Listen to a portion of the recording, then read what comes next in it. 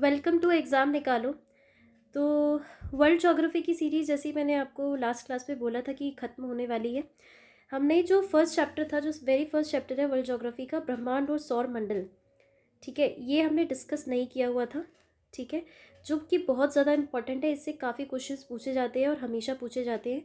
ये डिस्कस करना काफ़ी ज़रूरी था, तो इसीलिए मैं ये टॉपिक लेकर आई हूँ आपके लिए ख़त्म करने से पहले, ताकि एक, क्योंकि बहुत लोगों को तो पता ही होता है इसके बारे में, लेकिन एक रिवीजन हो जाएगा। ये करने के बाद हम मिसलिनियस करके इसको ख़त्म करेंगे, देन इंडियन ज्योग्राफी की तरफ मूव करेंगे। ठीक है, तो स्टार्ट करते हैं। आज का टॉपिक जो है यूनिवर्स एंड सोलर सिस्टम। तो ये चीज़ तो बहुत बेसिक है।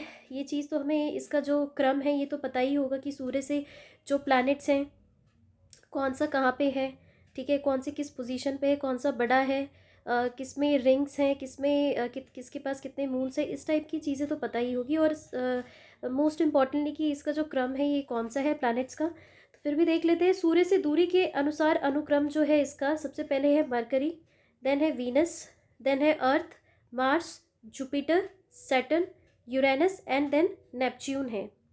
ठीक है, देन है नेपच्यून।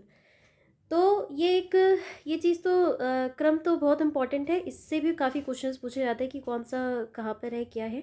तो ये एक बार आप देख सकते हो उस फिगर के थ्रू। आगे हम देखते हैं। नेक्स्ट है हमारा कि बिग बैंग सिद्धांत के अनुसार लगभग 13.8 अरब वर्ष पूर्व वर्तमान ब्रह्मांड एक अत्यधिक सघन एवं अत्यधिक उच्च तापमान वाले एकल सूक्ष्म पिंड अथवा बिंदु के रूप में था, जिसे सिंगुलैरिटी कहा गया। इस पिंड में एक महाविस्फोटक के पश्चात ब्रह्मांड का प्रसार प्रारंभ हुआ, जो अनवरत जारी है। तो ये तो हमें बिग बैंग जो थ्योरी है, ठीक है, बिग बैंग थ्योरी के बारे में तो हमें पता है बहुत अच्छे से। बिग बैंग थ्योरी क्या बोलता है आपका कि है ना, स्टार्टिंग में ये बिल्कुल सिंगुलैरिटी था जिसमें बहुत ज़्यादा ये डेंस मैटर था। ये जब इसका, ये जिसका विस्फोट हुआ तो ये है ना पूरे चारों तरफ फैल गया। उसी से हमारा जो ब्रह्मांड का एक्सपेंशन हो रहा है, और प्रेजेंट टाइम में भी जो है यूनिवर्स हमारी एक्सपैंड करती ही जा रही है। ठीक है, तो ये बिग बैंग सिद्धांत में बोला गया था, और बोला जाता है कि एक टाइम ऐसा आएगा कि ये फिर से सिंगुलैरिटी की पोजीशन में ही आ जाएगा। ठीक है, तो उसको तो हो सकता है कि अब कब आए वो तो कोई देख नहीं सकता, लेकिन आएगा ज़रूर, इस पे ये चीज़ बोला हुआ है। तो नेक्स्ट देख लेते हैं, महाविस्फोटक सिद्धांत किससे संबंधित है। बिग बैंग थ्योरी जो है ये ब्रह्मांड की उत्पत्ति से, काफ़ी बार ये क्वेश्चन पूछा हुआ है। ठीक है, तो बिग बैंग थ्योरी ब्रह्मांड की उत्पत्ति से संबंधित है। तारों का रंग किसका सूचक है, उसके ताप का। ये क्वेश्चन भी बहुत बार पूछा हुआ है कि जो स्टार्स का जो कलर है उससे हमें क्या पता चलता है, उसके टेम्परेचर के बारे में पता चलता है। ठीक है, पृथ्वी के सर्वाधिक निकट का तारा कौन सा है, तो सूर्य ही है। ठीक है, नेक्स्ट देख लेते हैं। नेक्स्ट है हमारी आकाशगंगा गैलेक्सी, ये जो दुग्ध मेखला किस आकार की है, अंडाकार और सर्पिलाकार यानी स्क्वायरल आकार की है। आधुनिक खगोल शास्त्र का जनक किसे कहा जाता है, कॉपरनिकस को कहा जाता है। ठीक है, मॉडर्न आधुनिक ये खगोल शास्त्र का जनक किसे कहा जाता है, कॉपरनिकस को कहा जाता है। पृथ्वी गोलाकार है, ये सर्वप्रथम किसने कहा था, तो पाइथागोरस ने कहा था ये। ठीक है, मंदाकिनी का सबसे चमकीला एवं ठंडे तारों का क्षेत्र कौन सा है, तो ओरियन नेबुला है। Orion nebula.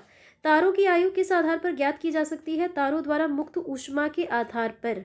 ठीक है, नेक्स्ट देखते हैं ब्रह्मांड से संबंधित प्रमुख अवधारणाएं।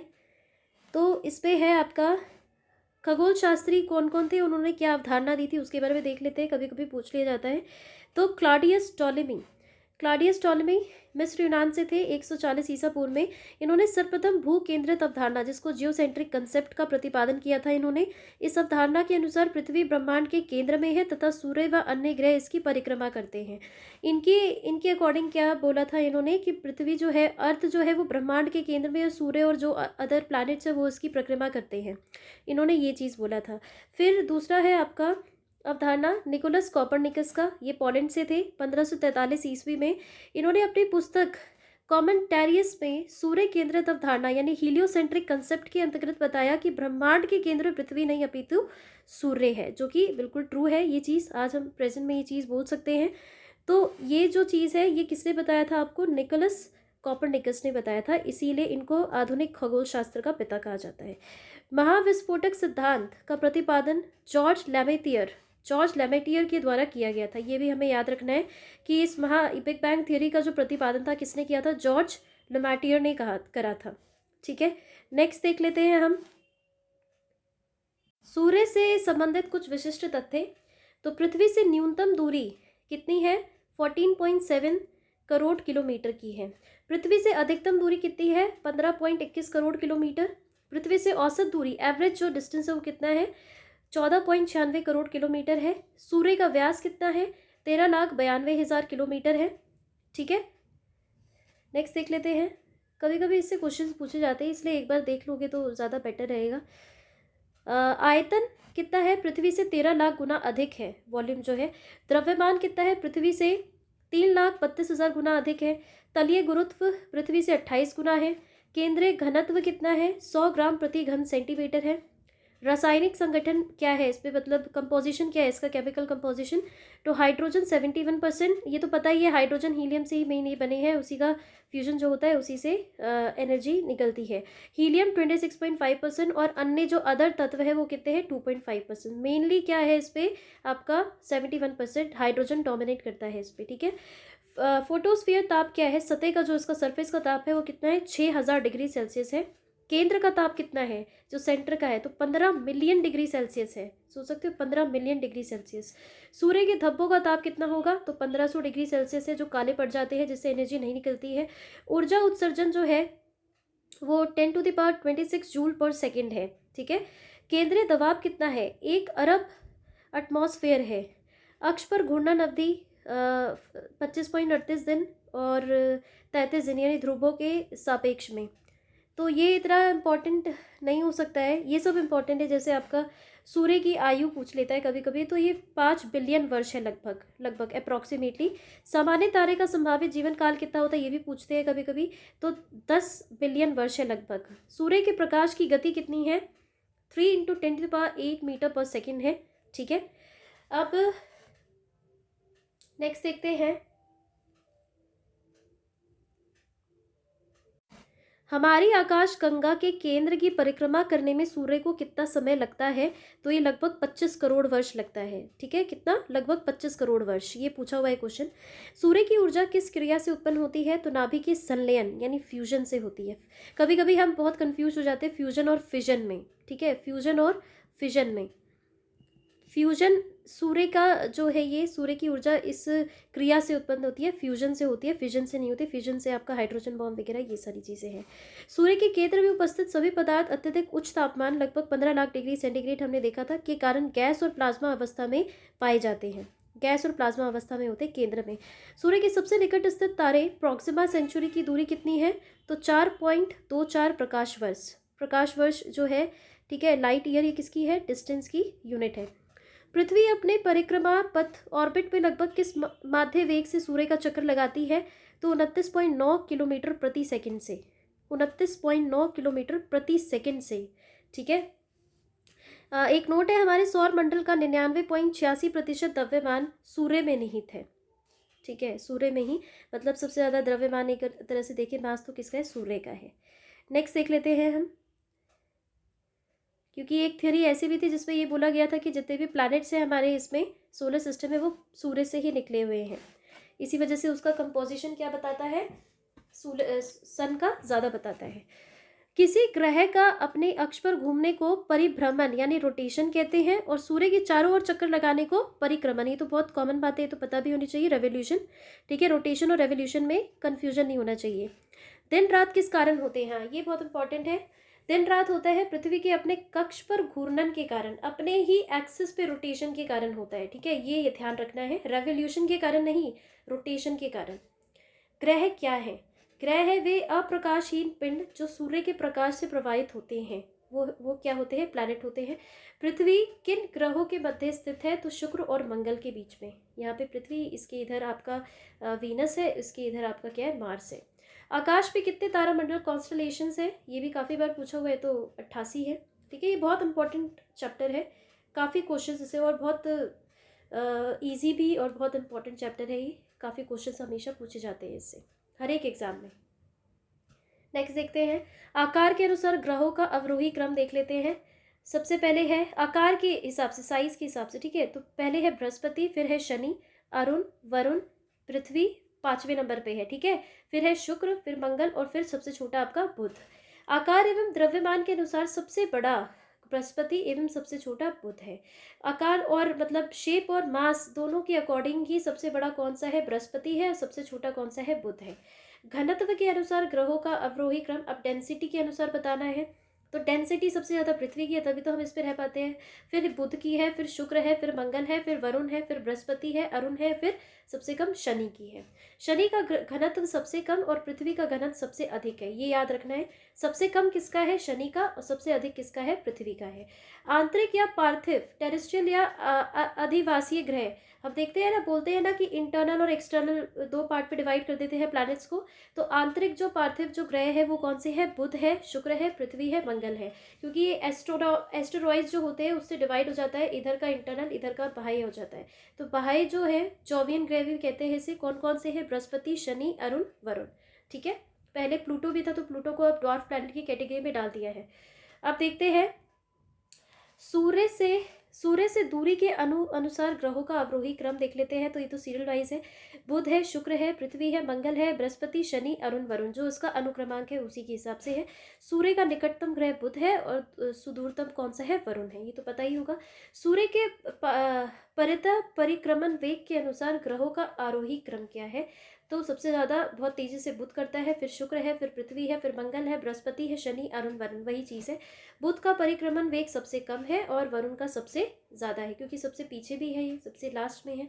परिभ्रमण वेग के अनुसार ग्रहों का आरोही क्रम देख लेते हैं। तो बृहस्पति है, शनि है, अरुण, वरुण, पृथ्वी, मंगल, बुध और फिर शुक्र है, ठीक है। नेक्स्ट देखते हैं अब हम, नेक्स्ट है आपका पृथ्वी से संबंधित विशिष्ट तथ्य। ये भी बहुत इंपॉर्टेंट है, एक तरह से देख लेते हैं पृथ्वी से संबंधित विशिष्ट तथ्य जो हैं। तो सबसे पहले है आकृति। आकृति जो है इसकी भू भूआम जियोइड है, जियोइड ही है ये, ठीक है। ना ओवल है ना सर्कुलर है, ये किस फॉर्म में है, जियोइड फॉर्म में है, ठीक है। जियोइड फॉर्म मतलब क्या होता है कि देखो, जैसे आपका पृथ्वी पर कहीं कहीं पे माउंटेन्स है, ऐसे करके है बहुत ज़्यादा, ठीक है। कहीं कहीं पे नीचे डीप ट्रेंच है, तो ऐसे करके हो जाएगा। तो ये ऐसे ऊबड़ खाबड़ उसमें है, ऐसे करके, कहीं से ऐसे करके, कहीं से ऐसे करके। तो बिल्कुल सर्कुलर भी नहीं कह सकते, बिल्कुल ओवल भी नहीं कह सकते, इसको बोलेंगे हम जियोइड बोलेंगे, ठीक है, जियोइड। नेक्स्ट देख लेते हैं। अक्ष ध्रुवीय व्यास कितना है, 12,714 किलोमीटर। भूमध्य रेखीय व्यास कितना है, 12,756 किलोमीटर। ध्रुवीय परिधि जो घेरा है वो कितना है, 40,008 किलोमीटर। विषुवत रेखीय परिधि कितना है, 40,075 किलोमीटर। द्रव्यमान मास बहुत इंपॉर्टेंट है, कभी कभी पूछा जाता है। तो 5.97 इंटू 10⁻24 किलोग्राम है। जलीय भाग कितना है, 71% है। स्थलीय भाग उसका जो रेस्ट होगा 29% है। आयतन वॉल्यूम कितना है, 10.83 इंटू 10⁻11 घन से किलोमीटर है। औसत घनत्व एवरेज डेंसिटी कितनी है, 5.52 पानी के घनत्व के सापेक्ष में। पृथ्वी की अनुमानित आयु कितनी है, ये भी काफ़ी बहुत पूछा हुआ है। तो 4.6 बिलियन वर्ष की है, ठीक है, 4.6 बिलियन वर्ष। धरातल के क्षेत्रफल, धरातल का जो क्षेत्रफल है वो कितना है, 51.1 करोड़ वर्ग किलोमीटर है, ठीक है। नेक्स्ट देख लेते हैं। परिभ्रमण समय कितना लगता है, ये और ये इंपॉर्टेंट है, ये कभी कभी पूछा जाता है, ठीक है। परिभ्रमण समय है 23 घंटे 56 मिनट 24 सेकेंड, अप्रॉक्सीमेटली 24 घंटे बोल देते हैं इसको। परिक्रमण समय कितना है, 365 दिन 5 घंटे 48 मिनट 46 सेकेंड। जो ये जो रेस्ट बनता है ना, तो यही लीप ईयर में बन जाता है काउंट। परिक्रमण वेग कितना है, 29.8 किलोमीटर प्रति सेकेंड है। परिक्रमण मार्ग की लंबाई कितनी है, 96 करोड़ किलोमीटर है। सूर्य से न्यूनतम दूरी कितनी है, 14.7 करोड़ किलोमीटर है। और सूर्य से अधिकतम दूरी कितनी है, 15.21 करोड़ किलोमीटर है। सूर्य से माध्य दूरी जो है वो 14.96 करोड़ किलोमीटर है। सूर्य से पृथ्वी तक प्रकाश पहुंचने में लगने वाला समय कितना है, ये तो बहुत मोस्ट इंपॉर्टेंट क्वेश्चन है, कई बार पूछा हुआ है ये क्वेश्चन। तो ये 8 मिनट 16 सेकेंड एग्जैक्टली, क्योंकि बीपीएससी के पॉइंट ऑफ व्यू से देखेंगे तो उस पर काफ़ी क्लोज ऑप्शंस दिए जाते हैं जो बहुत ज़्यादा कन्फ्यूजन क्रिएट करते हैं। तो ये याद रखना है, 8 मिनट 16 सेकेंड, ठीक है। अन्य अदर एग्जाम में अगर आप देखोगे तो 4 ऑप्शंस होंगे, उस पर है ना अप्रॉक्सीमेटली आपको दे दिया जाता है। लेकिन बीपीएससी में 5 ऑप्शन है, तो वो जो अगर अप्रॉक्सीमेटली ना हुआ तो वो ई वाले ऑप्शन में चला जाता है। तो बहुत केयरफुली इस चीज़ को देखना पड़ता है। तो इसका एग्जैक्टली जो है वो याद रहना चाहिए, 8 मिनट 16 सेकेंड है। चंद्रमा से दूरी कितनी है? तो 3,84,000 किलोमीटर है। ठीक है, चंद्रमा से दूरी, ये भी याद रहना चाहिए। समुद्र तल से स्थल की सर्वाधिक ऊंचाई कितनी है? तो 8848 मीटर, जो माउंट एवरेस्ट की है। ठीक है, और बोला जा रहा है कि इसकी जो हाइट है ये बढ़ती ही जा रही है माउंट एवरेस्ट की, 2 सेंटीमीटर लगभग इसकी बढ़ोतरी हुई है। समुद्र तल से सागर की सर्वाधिक गहराई कितनी है? 11,033 मीटर, मैरियाना ट्रेंच जो है आपका, इससे भी ज़्यादा है आपका, देख लो, सोच रहे हो आप, 11,033 मीटर जो है वो मैरियाना ट्रेंच की जो है ये है, गहराई है। देखते हैं बृहस्पति तथा शनि पर कौन सी प्रमुख गैसें पाई जाती हैं? तो प्रमुख कौन सी है? हाइड्रोजन है, हीलियम है और मीथेन है, ये तो पता ही है। पूरे ब्रह्मांड में आपको हाइड्रोजन, हीलियम, ये जो प्रमुख गैसें मिलेंगी, तथा मीथेन जो है ये CH4। हीरक वलय, डायमंड रिंग का दृश्य कब देखा जा सकता है? पूर्ण सूर्य ग्रहण के समय सूर्य की परिधि पर देखा जा सकता है, हमने देखा भी था। ठीक है, पूरा ऐसे करके जो होता है, तो ये क्या हो जाता है? डायमंड रिंग बोला जाता है इसको। यदि सूर्य और पृथ्वी के मध्य की दूरी 1/4 कम हो जाए तो हमारे वर्ष की अवधि कम हो जाने की सबसे अधिक संभावना होगी। ठीक है, एक नोट है, उत्तरी ध्रुव, नॉर्थ पोल की खोज रॉबर्ट पेरे ने की थी, और दक्षिणी ध्रुव यानी साउथ पोल की खोज किसने की थी? एमंडसेन द्वारा की गई थी, एमंडसेन द्वारा। ये इंपॉर्टेंट है, पूछा गया है क्वेश्चन ये काफ़ी बार। नेक्स्ट देख लेते हैं। नेक्स्ट है आपका, वे 2 ग्रह जिनके कोई सैटेलाइट्स नहीं है, तो बुध और शुक्र के नहीं है। दिन और रात की अवधि बराबर होती है तो सूर्य की किरणें सीधी पड़ती है भूमध्य रेखा पर। ठीक है, भूमध्य रेखा पर जब दिन और रात की अवधि जब बराबर होती है 12-12 घंटे की, तो सूर्य की जो किरणें कहाँ पे सीधी पड़ती है? भूमध्य रेखा पर। हेल बॉब तथा हेली क्या है? तो ये पुच्छल तारा, जिसको कॉमेट कहते हैं इंग्लिश में, वो है। चलो, ये अब सबसे इंपॉर्टेंट चीज़ हम करने जा रहे हैं, जिससे काफ़ी क्वेश्चंस पूछे गए हैं। देखते हैं, ग्रहों से संबंधित महत्वपूर्ण तथ्य हैं ये। सूर्य से निकटतम ग्रह है बुध, सूर्य से निकटतम ग्रह है, सूर्य नहीं, पृथ्वी से निकटतम ग्रह है शुक्र, सर्वाधिक गर्म ग्रह है शुक्र, बुध नहीं है, शुक्र है, क्योंकि उसके ऊपर जो गैसों का वो है, उस कारण से शुक्र सर्वाधिक गर्म है। सूर्य से सर्वाधिक दूर स्थित ग्रह है कौन सा? वरुण है, सबसे लास्ट है। सबसे बड़ा ग्रह कैसे? बृहस्पति, जुपिटर है। सबसे छोटा ग्रह है बुध। सर्वाधिक घनत्व वाला ग्रह पृथ्वी ही है। सर्वाधिक चमकीला ग्रह शुक्र है। लाल ग्रह, रेड प्लैनेट, किसको कहते हैं? मार्स को कहते हैं। मॉर्निंग और इवनिंग स्टार दोनों किसको कहते हैं? हम वीनस को कहते हैं। पृथ्वी की जुड़वा बहन, ट्विन सिस्टर, किसको कहते हैं? ये भी वीनस को ही कहते हैं, शुक्र को। ठीक है, नेक्स्ट देख लेते हैं। नेक्स्ट है आपका छल्ले वाला ग्रह यानी वलय युक्त, जिसपे रिंग्स होती है, वो कौन है? शनि और अरुण। शनि और सैटर्न और अरुण दोनों पे है। सबसे लंबे वर्ष वाला ग्रह कौन सा है? वरुण है। सबसे लास्ट में तो वही होगा। सबसे छोटे वर्ष वाला तो बुध ही होगा, सबसे पहले है। सर्वाधिक तापांतर वाला ग्रह बुध है, तापांतर मतलब टेम्परेचर। सर्वाधिक उपग्रहों वाला, सैटेलाइट्स वाला ग्रह कौन सा है? शनि है। शनि के पास सबसे ज़्यादा सैटेलाइट्स है, जिससे पृथ्वी के पास सिर्फ एक सैटेलाइट है, मून है। हरे रंग का दिखाई देने वाला ग्रह कौन सा है? अरुण है। धुरी पर सर्वाधिक तीव्र परिभ्रमण गति वाला ग्रह कौन सा है? बृहस्पति है। ठीक है, न्यूनतम परिभ्रमण गति वाला कौन सा है? शुक्र है। समान परिभ्रमण व परिक्रमण अवधि वाला ग्रह कौन सा है? ये भी शुक्र ही है। पृथ्वी के समान अवधि के दिन वाला ग्रह कौन सा है? मंगल है।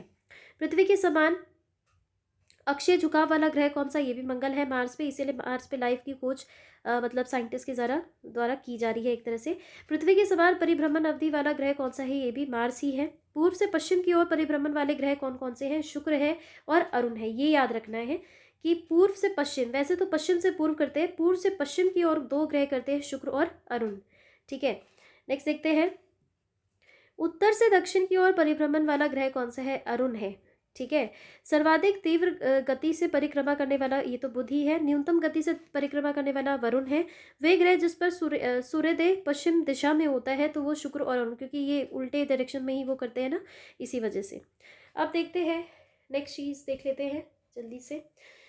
जीवन युक्त होने के कारण पृथ्वी को किस अन्य नाम से भी जाना जाता है? तो ग्रीन प्लैनेट के नाम से जाना जाता है। ठीक है, ग्रीन प्लैनेट किसको कहा जाता है? पृथ्वी को। बृहस्पति का जो वलय है किस पदार्थ से निर्मित है? वो सिलिकेट से है, सिलिकेट का है। जब एक महीने में 2 पूर्णिमा हो तो दूसरी पूर्णिमा वाले चांद को क्या कहेंगे हम? ब्लू मून कहते हैं। क्या कहते हैं? Blue moon. टाइटन किस ग्रह का सर्वाधिक बड़ा उपग्रह सैटेलाइट है? तो शनि का है, शनि का है। टाइटन अगर पूछे, और पूछा भी जा सकता है, टाइटन पे सोच भी रहे कि है ना ये सब सैटेलाइट भेजने का, नासा जो है। अरुण, यूरेनस को सूर्य की एक परिक्रमा करने में लगभग कितना समय लगता है? 84 वर्ष। ठीक है। शनि जो है सैटर्न, सूर्य की एक परिक्रमा पूरा करने में लगभग 29.5 वर्ष का समय लेता है। सूर्य का जुड़वा तारा किसे कहते हैं? तो नेमेसिस को कहते हैं, नेमेसिस को। किस ग्रह के दिन का मान मतलब अवधि जो है और उसके अक्ष का झुकाव लगभग पृथ्वी के दिन के मान और झुकाव के समतुल्य है? ये कथन किस ग्रह के संबंध में है? तो मंगल ग्रह के, अभी हमने देखा ही था। 1610 ईस्वी में बृहस्पति जो जुपिटर के उपग्रहों की खोज किस वैज्ञानिक ने की थी? तो गैलीलियो ने की थी। ठीक है, किसने की थी? गैलीलियो ने। वह ग्रह जिनके चारों ओर वलय रिंग होते हैं वो कौन कौन से? बृहस्पति, शनि, अरुण और वरुण। जो लास्ट के ये जो बाह्य ग्रह जो है जितने, उन सब के ऊपर है आपके वलय। सबसे बड़ा और चमकीला क्षुद्र ग्रह एस्टेरॉइड कौन सा है? तो सेरेस है, सेरेस। सौर परिवार का दूसरा सबसे बड़ा उपग्रह कौन सा है? टाइटन है। ठीक है। पूर्ण सूर्य ग्रहण केवल सीमित भू क्षेत्र में ही दिखाई पड़ता है क्योंकि पृथ्वी के अनुप्रस्थ परिच्छेद की तुलना में पृथ्वी पर पड़ने वाली चंद्रमा की छाया का आकार छोटा होता है। ठीक है। अब देखते हैं सूर्य के प्रकाश मंडल यानी फोटोस्फेयर का तापमान कितना होता है? लगभग 5500 डिग्री सेल्सियस। अभी हमने देखा था ऊपर। चंद्र ग्रहण ल्यूनर एक्लिप्स कब होता है? तो केवल पूर्णिमा को होता है। शांति का सागर सी ऑफ ट्रैंक्विलिटी किस उपग्रह पर स्थित है? ये चंद्रमा पर है। फोबोस एवं डिमोस किसके उपग्रह हैं? तो मंगल के हैं। ये याद रखना है। जैसे कभी कभी कोई कोई ग्रह की जो सैटेलाइट्स है, किस प्लैनेट्स के कौन से सैटेलाइट्स, जैसे यहाँ पे टाइटन देखा तो वो सैटर्न का है, शनि का है। वैसे फोबोस और डिमोस किसके हैं? मंगल के हैं। मार्स के तो पता होनी चाहिए क्योंकि इस पर काफ़ी रिसर्च वगैरह होती रहती है। मंगल पर जीवन की उपस्थिति के लिए बर्फ छत्रों आइस शीट्स और हिम शीतल जल की उपस्थिति अवस्था सबसे अनुकूल है। ठीक है, इसीलिए यहाँ पे जीवन की खोज एक तरह से करी जा रही है। नेक्स्ट देख लेते हैं एक बार जल्दी से। चंद्रमा के धरातल पर दो व्यक्ति एक दूसरे की बात क्यों नहीं सुन सकते? तो चंद्रमा पर वायुमंडल के अभाव के कारण, एटमॉस्फेयर ही नहीं है तो कैसे? क्योंकि साउंड को ट्रेवल करने के लिए एक मीडियम चाहिए होता है जो वहाँ पे नहीं है, इसीलिए कोई सुन नहीं पाता। जब अर्धचंद्र हाफ मून होता है तो सूर्य, पृथ्वी तथा चंद्रमा के मध्य का कोण होता है कितना? 90 डिग्री होता है। कृष्ण विवर, इसको ब्लैक होल कहते हैं। अंतरिक्ष में एक पिंड है जो किसी भी प्रकार के विकिरण रेडिएशन को बाहर नहीं आने देता, इसका क्या कारण है? उच्चतम घनत्व, हाईएस्ट डेंसिटी होती है, इस वजह से लाइट भी इससे एस्केप नहीं कर पाती है। जब किसी वस्तु को पृथ्वी से चंद्रमा पर ले जाया जाता है तो उसका भार घटकर 1/6 भाग हो जाता है। ये बहुत इंपॉर्टेंट है। ठीक है, देखो मास तो किसी चीज़ का नहीं होगा, वैसे ही रहेगा, लेकिन वेट ज़रूर उसका घट जाएगा। अगर चंद्रमा से लेकर आएंगे तो कितना? वो भी 1/6 भाग। तारों के नष्ट होने के लिए कौन सी आकाशीय परिघटना उत्तरदायी है? तो कृष्ण विवर, कृष्ण छिद्र, वही ब्लैक होल। कृष्ण छिद्र सिद्धांत, ब्लैक होल थ्योरी को प्रतिपादित किसने किया था? एस चंद्रशेखर। ठीक है, ये जो साइंटिस्ट थे इन्होंने ही ब्लैक होल थ्योरी का प्रतिपादन किया था। ठीक है, नेक्स्ट देख लेते हैं। सबसे चमकीला तारा कौन सा है? तो साइरस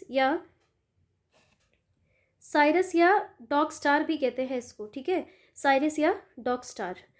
सूर्य ग्रहण, सोलर एक्लिप्स कब होता है? केवल अमावस्या के दिन। ठीक है, और चंद्र ग्रहण कब होता है? पूर्णिमा के दिन। एक निश्चित आकृति में व्यवस्थित तारों का समूह क्या कहलाता है? नक्षत्र कहलाता है, एस्टेरिज्म कहलाता है। ब्रह्मांड में सबसे दूर स्थित तारा कौन सा है? तो इकारस है, इकारस। तारों के मध्य दूरी ज्ञात करने की इकाई कौन सी है? प्रकाश वर्ष। ये तो पता है, लाइट ईयर्स में हम डिस्टेंस को देखते हैं। पृथ्वी के परितः घूमने वाले कृत्रिम उपग्रह से बाहर गिराई गई गेंद पृथ्वी के परितः उपग्रह के समान आवर्त काल के साथ उसी की कक्षा में घूमती रहेगी। ध्रुव तारा जो पोल स्टार है, जिसको नॉर्थ स्टार भी कहते हैं, किस तारामंडल की ओर संकेत करते हैं? तो सप्तऋषि तारामंडल, उर्सा मेजर और ग्रेट बियर की तरफ। ठीक है, सप्तऋषि के बारे में आपने सुना ही होगा। मंगल और बृहस्पति, नेक्स्ट देख लेते हैं। नेक्स्ट है आपका मंगल और बृहस्पति की कक्षाओं के मध्य सूर्य की परिक्रमा करने वाला आकाशीय पिंड को क्या कहते हैं?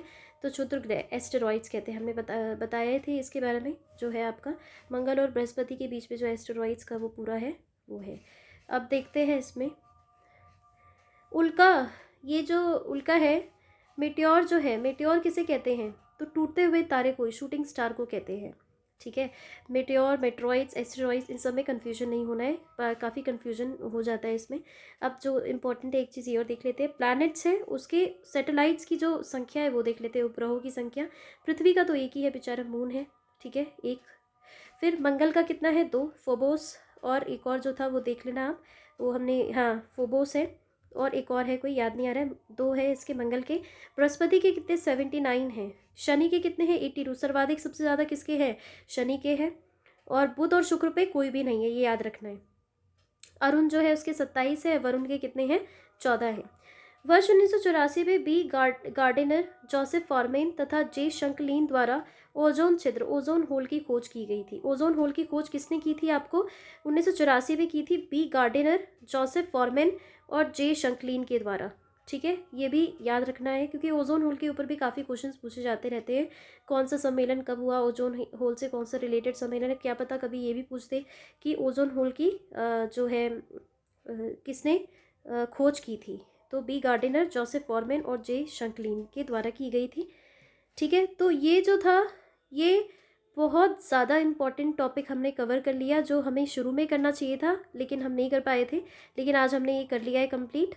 ठीक है, अगर कुछ भी आपको स्क्रीनशॉट वगैरह लेना हो तो उसको रोक के वीडियो को आप स्क्रीनशॉट भी ले सकते हो इसका, और आसानी से इसको आप है ना फिर से देख सकते हो। ठीक है, और सुनते भी रहो बार बार, तो सुनने से भी काफ़ी चीज़ें दिमाग में रह जाती हैं।